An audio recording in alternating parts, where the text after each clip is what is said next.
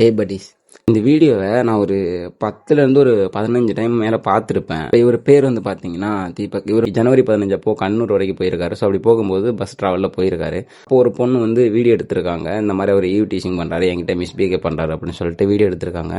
ஆனால் அந்த வீடியோ பார்த்தா அப்படி ஒன்றும் தெரில. இவங்க என்ன பண்ணிட்டாங்க, இங்கே வந்து போஸ்ட் பண்ணிட்டாங்க. இவருக்கு வீட்டுக்கு போனோன்னா அந்த வீடியோ வைரல் ஆகிறது தெரிஞ்சு இவரோட நண்பர்கள், இவரோட ஃபேமிலி ஃப்ரெண்ட்ஸ்லாம் கால் பண்ணி கேட்டிருக்காங்க. ஸோ ரொம்ப மன உளைச்சல். ஆனால் இவர் வந்து என்ன பண்ணியிருக்காரு, யோசிச்சு பார்த்துட்டு ஒரு நல்ல குடும்பத்தில் இருக்கிறவங்களுக்கெல்லாம் இந்த மாதிரி பார்க்கும்போது அது ஒரு பெரிய அவமானமாக இருக்கும். ஸோ அவமானம் தாங்காமல் சூசைட் தவிர வேறு என்ன பண்ணிக்க முடியும் அப்படின்னு சொல்லிட்டு சூசைட் பண்ணிக்கிட்டார். வீடியோ நல்லா கவனிச்சு பாருங்கள். ஒரு கூட்ட நெரிசலில் நின்றுட்டுருக்காரு. எப்படா இறங்குவோம் அப்படின்ற மாதிரி நின்றுட்டுருக்காரு. அவர் கையில் ஒரு பேக் ஒன்று இருக்குது. இறங்கும்போது அந்த பேக் வந்து கொஞ்சம் அட்ஜஸ்ட் பண்ணுறாரு. ஏன்னா யாராக இருந்தாலுமே நம்ம அட்ஜஸ்ட் பண்ணுவோம்ல. இறங்கி எடுக்கிற இந்த பொண்ணு தான் அந்த கையை குறுக்க கொண்டு போகிறாங்க. நல்லா பார்த்தீங்கன்னாலே தெரியும், இவங்க தான் உள்ளே போகிறாங்க. இடிச்சிட்டாங்க அப்படின்னு சொல்லி வீடியோ போட்டிருக்காங்க. இல்லை, இப்போ நான் என்ன கேட்குறேன் அப்படின்னா, ஒரு இடத்துல ஒரு பொண்ணு வந்து ஒரு ஸ்ட்ரகிள் அனுபவிக்கிறாங்க. இப்போ அந்த இடத்துல அந்த பொண்ணோட ஃபேஸ் எப்படி இருக்கும்?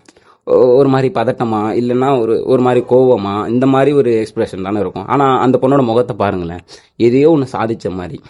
எனக்கு இன்னைக்கு கண்டென்ட் கிடச்சிருச்சு. இப்போ அவங்க அந்த பொண்ணு வீடியோ டெலீட் பண்ணிட்டாங்க. இப்போ டெலீட் பண்ண மட்டும் அந்த உயிர் வந்துருமா சொல்லுங்கள்? ஒரு வியூஸுக்காக, கேவலம் ஒரு வியூஸு லைக்ஸுக்காக தன்னோட இன்ஃப்ளூயன்ஸை யூஸ் பண்ணி வீடியோ போட்ட அந்த பொண்ணு மேலே தான் நான் தப்பு சொல்லுவேன்.